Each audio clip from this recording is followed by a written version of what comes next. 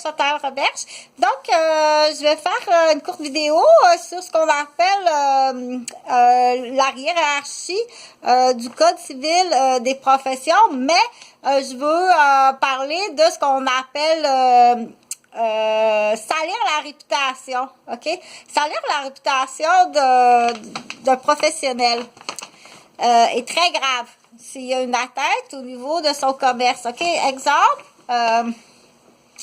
la fille, elle est chiropraticienne, OK? Et puis, il y a des gens dans l'entourage de la chiropraticienne qui salissent sa réputation. La chiropraticienne, elle doit payer son cours de chiropraticienne. Elle doit payer tout l'équipement qu'elle a acheté. C'est comparatif quasiment à un entrepreneur en excavation qui achète là, de la machinerie. Donc, c'est beaucoup de machinerie à acheter. C'est l'immeuble à acheter. C'est de l'investissement. C'est des heures d'études. On parle d'un médecin. OK? Donc, ça a l'air la réputation d'un médecin, d'un professionnel de la santé ou d'un professionnel de l'éducation ou un professionnel qu'on dit... on parlera pas du 9 à 1 parce qu'on les a classés. OK? Pour l'instant, au Québec, c'est complètement out. Donc, salir la réputation est extrêmement grave, ce qui empêche à la profession de la personne. C'est-à-dire que il y a une diminution de la clientèle à cause du salissage de réputation. Qu'il soit d'ordre en lien avec la profession ou qu'il ne soit pas en lien, ou ça peut être familial, mais c'est pas vrai. Même si c'est vrai, tais-toi. OK, j'ai fait une erreur peut-être dans l'exemple dans le passé. Ou au niveau amical, c'est pas vrai, tais-toi. Puis même si c'est vrai, j'ai le droit à l'erreur, j'avais 15 ans, tais-toi, mêle-toi de tes affaires, OK? Ou bien au niveau amoureux, c'est pas vrai, OK?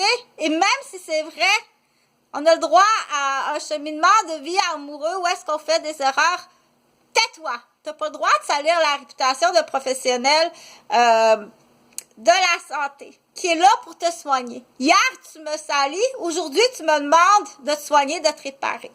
Dans l'exemple de la chiropraticienne ou dans l'exemple du médecin, OK? Là, ce qu'on voit beaucoup, il y a un phénomène, on dit l'ouverture au juvénile. C'est très... L'ouverture au juvénile, on va le voir. Qui va employer l'ouverture au juvénile? Malheureusement, c'est beaucoup les immigrants qui viennent faire ce qu'on appelle du bowling dans les entreprises, puis du bowling dans les postes. Quand on dit bowling, c'est vraiment voir une famille, puis voir des postes, puis des professions, des immeubles, puis du patrimoine, comme un allée de quilles, puis lancer. On voit beaucoup ce phénomène-là chez les immigrants qui arrivent, puis qui jouent au bowling avec les Québécois, OK? Ils vont utiliser, une de leurs méthodes, c'est l'ouverture au juvénile. C'est bon dans le fond. Faire ça, OK, sur un professionnel de la santé tenu criminel. Puis c'est là que je disais sur une vidéo plus tôt avant, dans le fond, que il faut en parler, puis il faut le dire, puis il faut allumer les lumières, aux médecins, aux anciens médecins ou aux anciens professionnels qui sont là à se questionner, qu'est-ce qui se passe, ils peuvent se questionner longtemps. Écoute, moi, je vais te dire, on appelle ça, ah ouais, écarte-toi, là, ouverture aux juvéniles dans le monde de l'éducation, que ce soit un professeur de maternelle, une garderie, une péricultrice, un gynécologue en salle d'accouchement, un médecin en pédiatrie ou un médecin, une mère de famille, un père de famille, OK? L'ouverture aux juvéniles, dans le fond, c'est bon. Et tenue criminelle, automatiquement, OK? Ne m'insulte jamais. Oh, c'est là qu'on dit juste me dire, y a-tu touché? Que ça, c'est déjà trop, man. OK? Juste ça, c'est déjà trop. Que tu sois la femme ou l'homme, tu y as-tu touché? Déjà, c'est trop d'avoir dit ça, OK? Tu dois justifier ce doute, puis cette insulte-là. Moi, c'est comme ça. Et ça doit être comme ça en tant que parent. Et ça doit être comme ça en tant que professionnel de l'éducation ou de la santé. Automatiquement, OK? Si tu te fais achaler comme ça, sur le temps présent ou retour dans le futur, la personne revient, puis elle t'achale avec ça. Genre, je te donne un exemple. La fille, elle a une garderie, OK? On va l'appeler Sylvie. Sylvie, elle a une garderie. Elle a 3 autres professions professionnelles universitaires avant ça. C'est correct? Elle ouvre une garderie quasiment par bonté communautaire pour rendre service, pour partager son savoir. OK? 10 ans plus tard, à leur retour, tu as-tu touché? OK? D'une mère qui a fait garder son enfant-là l'espace de 9 mois. Tu as-tu touché? OK? Sans aucune justification. C'est là qu'on dit automatiquement, je te répète, que tu sois le père ou la mère. Exemple, tu es un homme, tu travailles sa construction, tu travailles très dur, tu as un bébé, OK? Vous vous séparez. La première fin de semaine de garde que tu es de retour, que tu étais seule avec ta fille, ton ex-femme te regarde de même, puis elle te dit, tu as-tu touché? OK? Automatiquement, reste calme.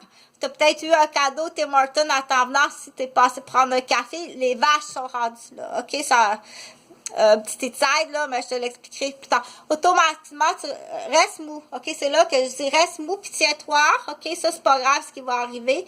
Puis tu dois dire, prépare-toi à dire, tu dois justifier ce que tu dis. Parce que c'est inacceptable. Tout comme quand je dis l'ouverture aux juvéniles. C'est là que je dis au docteur, prends pas 5 ans à analyser. J'ai fait une cueillette de données, puis bon, effectivement, il y a un phénomène. Non, moi, je te dis tout de suite, là. OK? Je te dis tout de suite. Aussitôt qu'il y a des phrases qui sont prononcées. Il y a des phrases aussitôt qui sont prononcées, qui sont déjà écrites. Prends pas 10 puis 15 ans à chaque docteur d'analyser. Y a-t-il un phénomène, là, qu'on n'aurait jamais pensé l'humain sale comme ça? Moi, je vais te donner la réponse. Oui, l'humain est rendu sale comme ça. Puis je te l'ai dit tantôt pour te rappeler. OK? T'as du monde qui vient jouer dans des allées de quilles. OK? Pour détruire toute l'allée du passage puis faire tomber toutes les quilles qui sont en avant. OK? Beaucoup chez les immigrants. Des gens hypocrites parce qu'il y en a des très bons immigrants. Il y a des immigrants qui sont excellents. Il y a des réfugiés qui sont excellents. Mais beaucoup d'immigrants qui sont rentrés en fausse compagnie amoureuse, hein, des mauvaises raisons, puis de l'homosexualité immigrante, ça, c'est la pire espèce, là, c'est correct, tu vas aller t'amuser, tu vas aller t'enculer dans ton pays. Je veux même plus que tu acceptes ça, je veux même plus que tu rouvres les douanes à ça, il faut être beaucoup plus sévère, OK? En tant que médecin, aussitôt que tu reçois ça dans ton bureau, là, OK, t'es venu m'ouvrir au juvénile puis à l'enculer. OK, il faut que tu agisses beaucoup plus rapidement que ça, très rapidement, il faut que tu sois wise puis rapide.